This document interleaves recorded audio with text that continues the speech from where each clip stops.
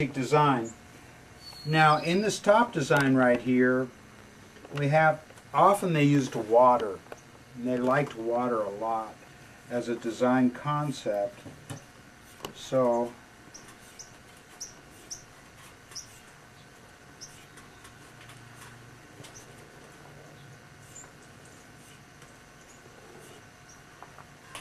sometimes they used clouds too, so I think I'm going to use clouds on the top and water on the bottom, because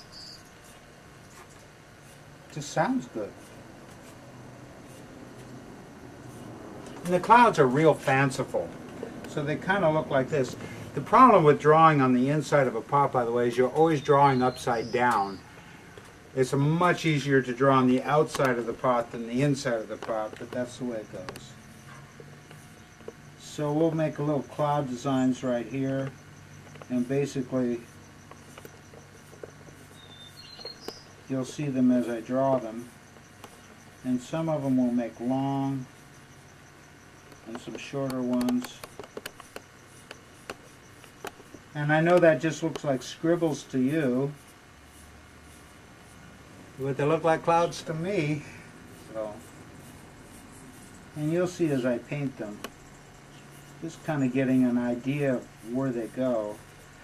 This is kind of sketching.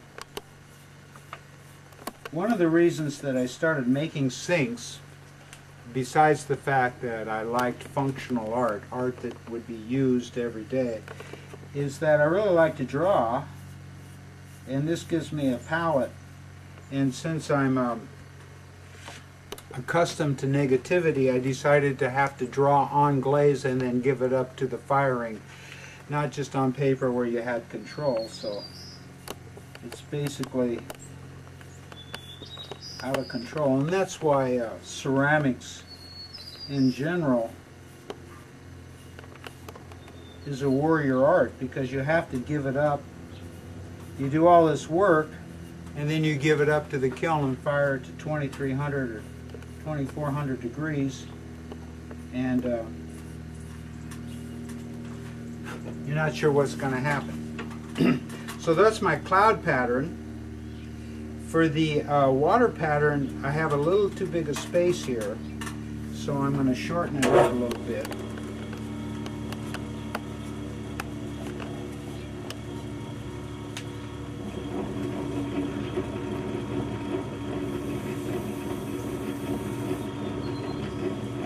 And make this pattern a little wider.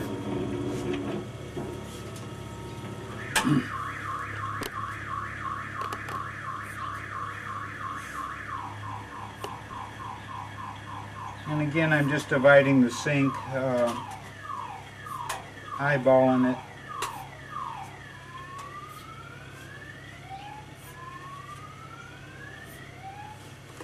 So now that I have it designed, I'm gonna kind of repeat this curve pattern.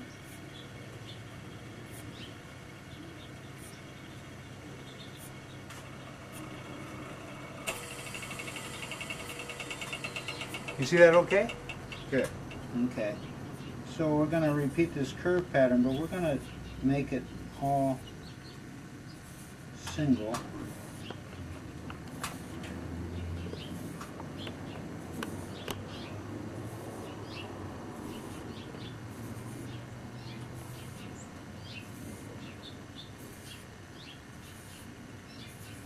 Now these are all going to have little curls in them. Kind of hard to do with pencil. It's even harder to do with a brush.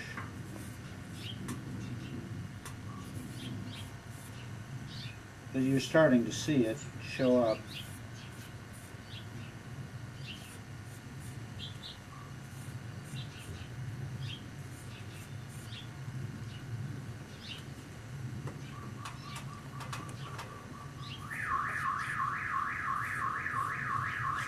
And ultimately it will be a little more complex than this. This is going to be a very dense design right here to contrast with the open design that's above it. Doesn't look very dense right now, but That's it. And then the last thing is we'll put a design in the middle right here, but I'll do that last, not first.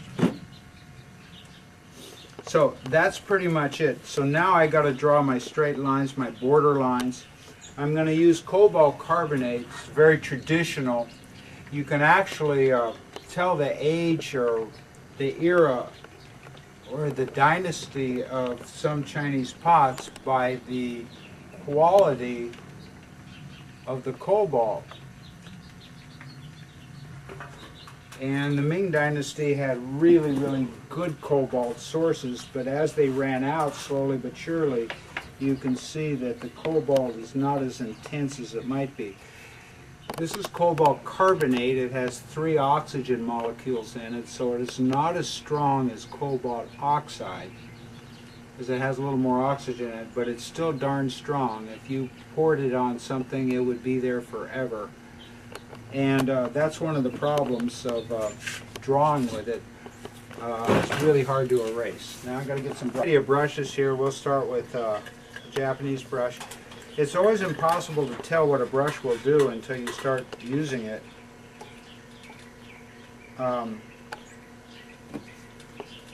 So whether you buy a cheap brush or an expensive brush,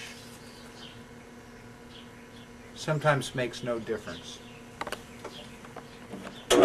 So I'm going to put the lines in here, and I'm hoping I select the right brush.